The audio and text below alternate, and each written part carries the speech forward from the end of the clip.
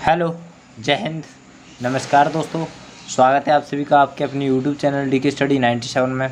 तो चलिए दोस्तों, आज हम देखने वाले हैं सोशलॉजी बीए सेकंड ईयर का थर्ड पार्ट। तो चलिए दोस्तों स्टार्ट करते हैं। तो आज हम पढ़ेंगे, इससे पहले हम आप सभी को 2 वीडियो यानी 2 पार्ट आप सभी को अपलोड कर चुके हैं। अगर आपने अभी तक नहीं देखा हो तो प्लीज़ जाकर देख लीजिएगा। और दोस्तों, अभी तक आपने हमारे चैनल को सब्सक्राइब नहीं किया हो तो प्लीज़ दोस्तों चैनल को सब्सक्राइब कर लें, साथ ही बेल आइकन प्रेस करें, जिससे अगली वीडियो का नोटिफिकेशन सबसे पहले आप सभी के पास पहुंच जाए। तो चलिए दोस्तों, अगर वीडियो पसंद आए तो प्लीज़ वीडियो को लाइक जरूर करें दोस्तों, कमेंट बॉक्स में कमेंट जरूर करें। ठीक है दोस्तों, चलिए स्टार्ट करते हैं। तो आज हम पढ़ेंगे दोस्तों औद्योगिकीकरण। क्या पढ़ेंगे दोस्तों?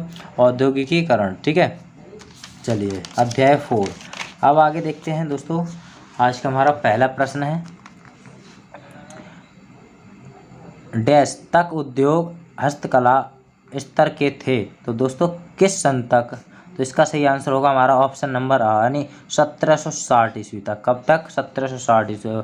भाप के इंजन का आविष्कार हुआ था, तो ये किस सन में हुआ था? इसका सही आंसर होगा हमारा ऑप्शन नंबर बा। ठीक है, 1769 में। कब हुआ था? तो 1769 में। अगला क्वेश्चन है, पावर लूम का आविष्कार किया। तो पावर लूम का आविष्कार किसने किया? तो ऑप्शन नंबर आ, एडमंड कार्टराइट ने। किसने? एडमंड कार्टराइट ने। ठीक है। औद्योगिकरण के फलस्वरूप डैश की प्रक्रिया तेज हुई। तो ऑप्शन नंबर आ। ठीक है, ऑप्शन नंबर आ, नगरीकरण। अगला क्वेश्चन देखते हैं दोस्तों, औद्योगिकरण का अभिप्राय एक ऐसी स्थिति से है जिसमें पहले का कृषक अथवा व्यापारिक समाज एवं औद्योगिक समाज की दिशा में परिवर्तन होने लगता है। यह कथन किस विद्वान का है? तो ऑप्शन नंबर स, यानी क्लार्क। इसका है क्लार्क केर का है। अगला क्वेश्चन है हमारा, किसका मत है औद्योगिकीकरण का पहला चरण छोटी छोटी मशीनों के विकास पर जोर देता है, जबकि अंतिम चरण बड़ी बड़ी मशीनों के विकास पर केंद्रित होता है? तो इसका सही आंसर होगा ऑप्शन नंबर क्या हो जाएगा दोस्तों? ऑप्शन नंबर आ। क्या हो जाएगा? ऑप्शन नंबर आ। चलिए, तो अगला प्रश्न हम यहाँ पर देखेंगे, निम्नलिखित में से औद्योगिकीकरण का प्रत्यक्ष परिणाम कौन सा नहीं है? तो दोस्तों इसका सही आंसर होगा ऑप्शन नंबर ब, यानी गांव में पंचायती व्यवस्था की स्थापना होना। ठीक है, ये जो है सही नहीं है। अगला देखते हैं, अगला क्वेश्चन है हमारा। तो अगला क्वेश्चन है, भारत में कारखाना अधिनियम कब पारित हुआ? तो भारत में कारखाना अधिनियम जो है दोस्तों कब पारित हुआ? तो इसका सही आंसर क्या होगा हमारा? ऑप्शन नंबर स। क्या हो जाएगा? 1948 में। ठीक है, कब हुआ था? तो 1948 में। अगला क्वेश्चन हम देखेंगे दोस्तों, अगला क्वेश्चन है हमारा, औद्योगिकीकरण का किस प्रकार के जीवन पर प्रभाव पड़ता है? तो इसका सही आंसर होगा ऑप्शन नंबर द। क्या हो जाएगा हमारा? ऑप्शन नंबर द हमारा सही आंसर होगा। सामाजिक जीवन और पारिवारिक विघटन और व्यक्तिगत जीवन। ठीक है, इसका सही आंसर होगा ऑप्शन नंबर द। तीनों इसके सही आंसर हो जाएंगे। अगला क्वेश्चन है, किसका कथन है कि संचार के साधनों में विकास, यातायात के साधनों में विकास, व्यापार के क्षेत्र का प्रसार आदि के कारण औद्योगिकीकरण की प्रक्रिया का विकास हुआ है? तो इसका सही आंसर क्या होगा? ऑप्शन नंबर आ, यानी M.N. श्रीनिवास। क्या होगा? M.N. श्रीनिवास। अगला क्वेश्चन देखते हैं हम यहाँ पर, निम्न में से कौन सा औद्योगिक नगर नहीं है? तो इसका सही आंसर होगा ऑप्शन नंबर स, लखनऊ। ठीक है। अगला क्वेश्चन देखते हैं हम यहाँ पर, किसने कहा है सभी राष्ट्र जिस देवता की पूजा करते हैं वह देवता है? औद्योगिकीकरण वह देवता है, मशीन वह देवता है, उच्च उत्पादन तथा प्राकृतिक एवं साधनों का अधिक लाभप्रद उपयोग। तो इसका सही आंसर किसने कहा है? तो ऑप्शन नंबर ब, यानी जवाहरलाल नेहरू। अगला क्वेश्चन हम यहाँ पर देखेंगे दोस्तों,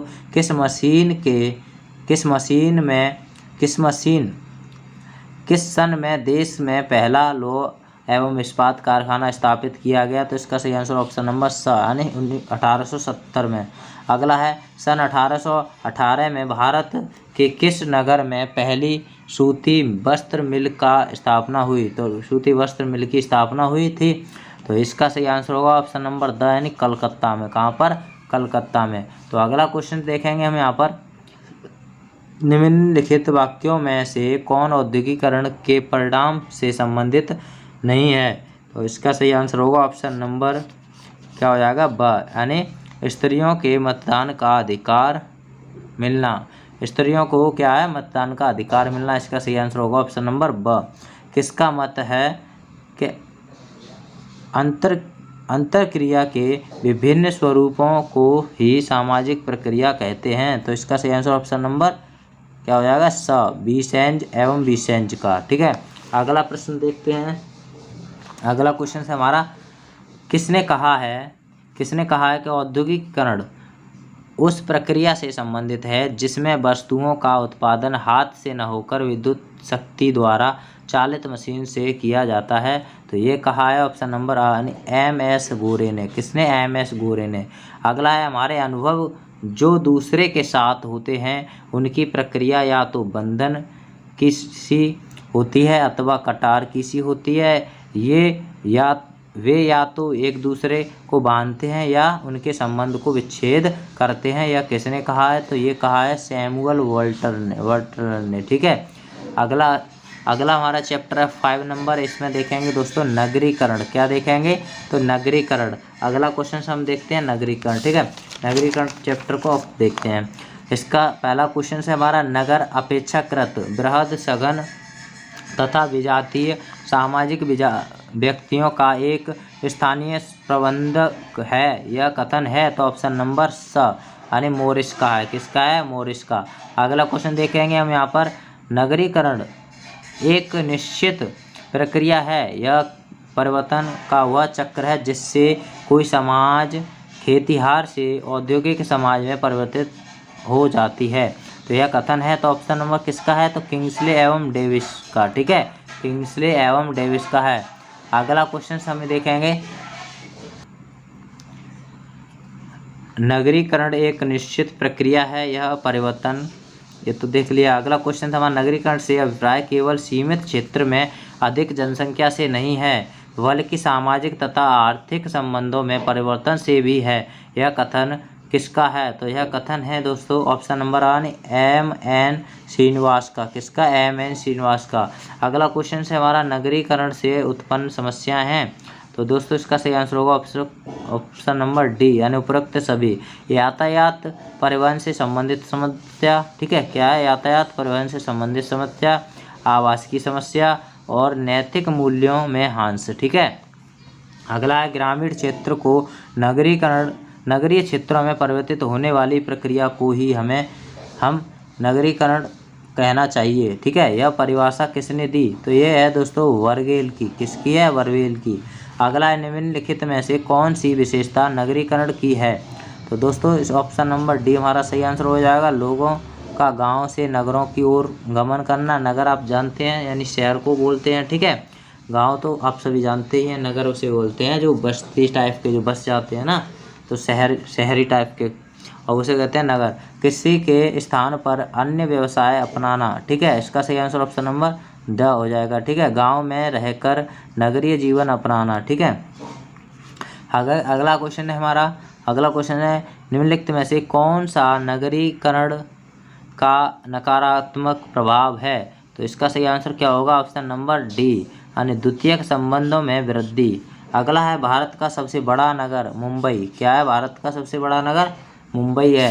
तो अगला क्वेश्चन है हमारा, किसका कथन है कि नगरीकरण का तात्पर्य नगरीय बनने की प्रक्रिया से, अर्थात व्यक्तियों का नगरीय क्षेत्रों को गमन तथा नगरीय प्रक्रिया जनसंख्या तथा क्षेत्रों की वृद्धि से है? तो इसका सही आंसर क्या होगा? फेयरचाइल्ड से। ठीक है, अगला क्वेश्चन है, किसका कथन है कि वाणिज्य नगर के अस्तित्व के लिए उतना ही आवश्यक है जितना कि एक प्राणी के लिए उसके रक्त का संचालन है? तो इसका सही आंसर होगा ऑप्शन नंबर यानी सिम्स का है। तो अगला क्वेश्चन देखते हैं, किसने कहा है? संक्षेप में यह माना जाता है कि सर्वप्रथम नगर पराजित जनसंख्या के क्षेत्र में स्थापित स्थायी सैनिक शिविर थे। तो इसका सही आंसर होगा ऑप्शन नंबर यानी वर्गेल। अगला क्वेश्चन है हमारा, नगर रूपी शरीर में शक्तिशाली पैर आवागमन के साधन हैं, तो यह कथन है तो किसका है, तो ये है दोस्तों G.S. घुरिये का। अगला क्वेश्चन देखते हैं, किसकी मान्यता है, हरिजन के शोषण व उत्पीड़न के जो उदाहरण गाँवों में मिलते हैं वे शहरों में नहीं मिलते हैं। इसका सही आंसर क्या होगा, ऑप्शन नंबर स यानी किंग्सले डेविस का है। किसका है, तो किंग्सले डेविस का। अगला क्वेश्चन देखते हैं, नगरीय लोग भौगोलिक तथा सामाजिक दृष्टिकोण से गतिशील होते हैं, यह कथन है तो मॉरिस का है। किसका, मॉरिस का। किसने कहा है कि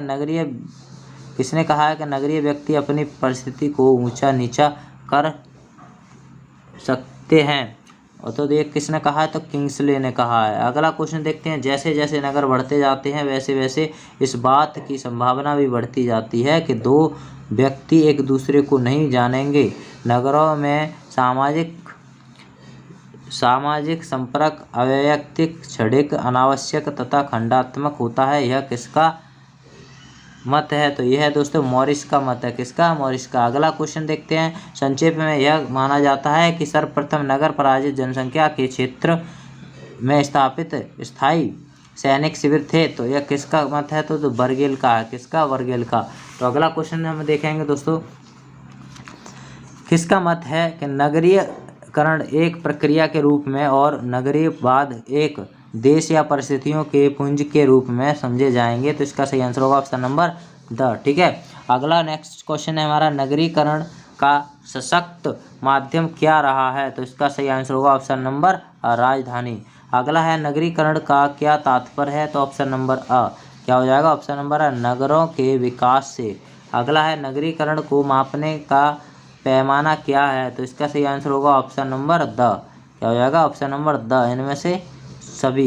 इनमें से सभी यानी घनत्व, जनसंख्या, औद्योगिकीकरण। ठीक है।